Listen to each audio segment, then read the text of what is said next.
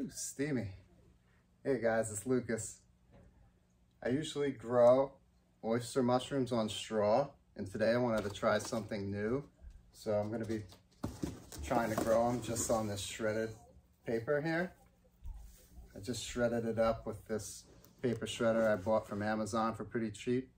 It's going to be really easy, guys. It's going to be similar to what I do with the straw, where I pasteurize the straw, but instead of a long term where I soak it for an hour and a half in some heated water, I'm just going to do a flash pasteurize with this paper. Just put it in here, let it drain, cool off. Then I'm going to inoculate it and put it in the bags and see what happens. So I boiled some water on the stove, took it off. Now I'm just going to put a bunch of this paper in, and then I'm going to fish it out with my strainer here. So I'll move it around, make sure it gets nice and wet.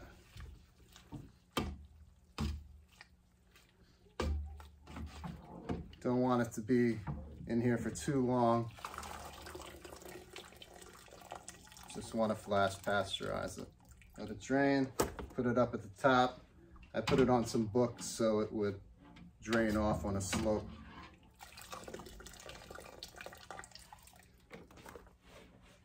I did a while back, I did a experiment where I grew oyster mushrooms on a roll of toilet paper. So I know you can grow on paper.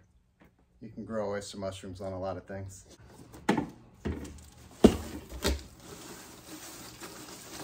If you're starting out growing mushrooms, oysters are definitely one of the more beginner-friendly strains of mushrooms to start with when you're starting out.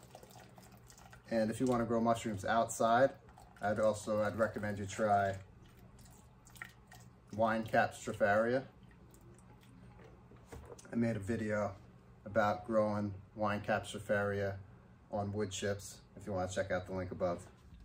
So what you want to do is you want to move this around to let it cool. There's going to be some pockets of heat all throughout this, so take about 15 minutes.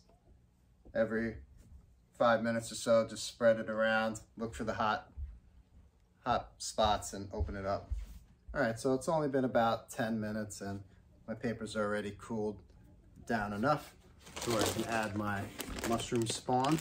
I'm gonna break this up a little bit. It's been in the fridge for a while and it's starting to solidify. But this stuff will last a few months in the fridge, no problem. This is blue oyster grain spawn. Broke up my spawn right here. And I'm just gonna sprinkle it right into the paper. I'm gonna be pretty generous with this because I wanna have this be successful, and if I was growing commercially, I would want to not use more spawn than I need to use, but I just grow at home for hobby, so I feel like the more spawn the better.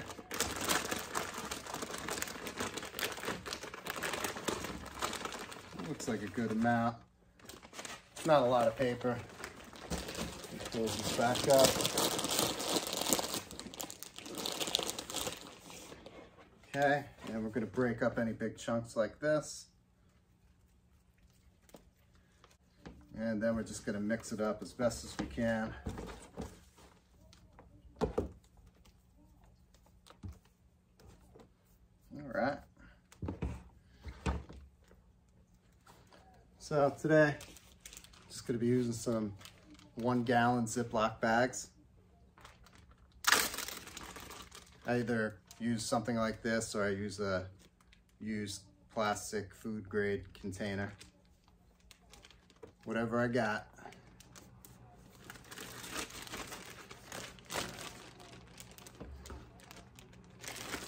Fill my bags.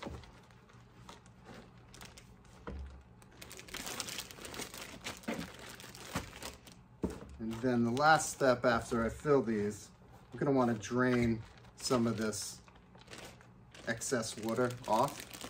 So figure what I'm gonna do. So I'm gonna fill it about 3/4 of the way. Gonna close it. And then I'm gonna cut a couple holes in the bottom and just squeeze it.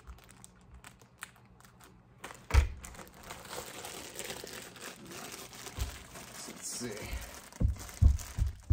Okay. Actually, not a lot of water even came out, so it's not a big deal. But I am going to try to squeeze as much air out of here as I can. Really pack it in here. On the sides, so I want to pack it down a little harder.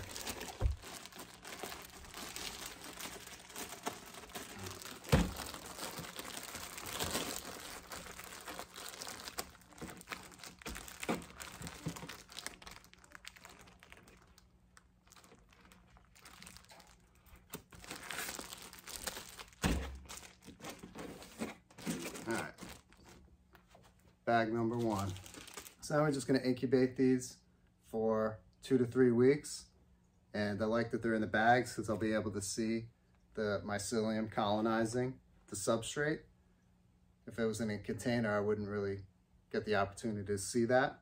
And when you're incubating your bags, you're just going to want to let it be in an area that's around 65 to 75 degrees. You know, you want to keep that temperature in that area during the incubation period. All right, so I'm gonna check back with you guys in a couple weeks and let you know how my bags are doing. Hey guys, so it's been 1 week since I inoculated the shredded paper with blue oyster spawn, and I like the way my bags are looking. Filling out nicely with some white mycelium. Seems like it's moving pretty fast. I was laughing the other day because I saw this little green spot right here. And I was like, oh no, it's going to be trichoderma, but it's just the color of the paper bag that I shredded, the letters in the bag. But like the way they're coming along. I think another week I might see some pinning, and we'll put it in the grow tent and introduce it to high humidity. All right, so it's been about 2.5 weeks since I inoculated, and the mycelium is really starting to eat up this paper. And I noticed this morning, this one right here, I'm starting to see some little pins happening right there, if you could see that. So today I'm going to introduce you to the grow tent. All right guys, so I did it. I grew my first blue oyster mushrooms only using shredded paper as a substrate. And these look great. Some of the ones on the top got a little dried out, and I think I got some airflow issues going on in the tent. I think I'm gonna add a small fan to circulate some air in here a little bit better. And I'm finally, after a year of using the tent, I'm gonna invest in a CO2 monitor so I can keep a closer eye on what my CO2 levels are in this tent. But awesome, man. I'm really happy. It's so cool to see these pretty mushrooms grown on just some recycled paper. It's pretty easy to do. I have some other stuff incubating down here. This is all shredded paper as well. Can't see what's going on inside of them, but you can see how that mycelium's running right here. Love experimenting with the mushrooms, guys. Hope you liked that video. Give it a shot. These blue oysters will grow on anything. Also, if you're looking for a nice grow tent setup like this one here, check out the link above. And in the description, I'll leave links to all the products I use as well. Have a great day and stay healthy.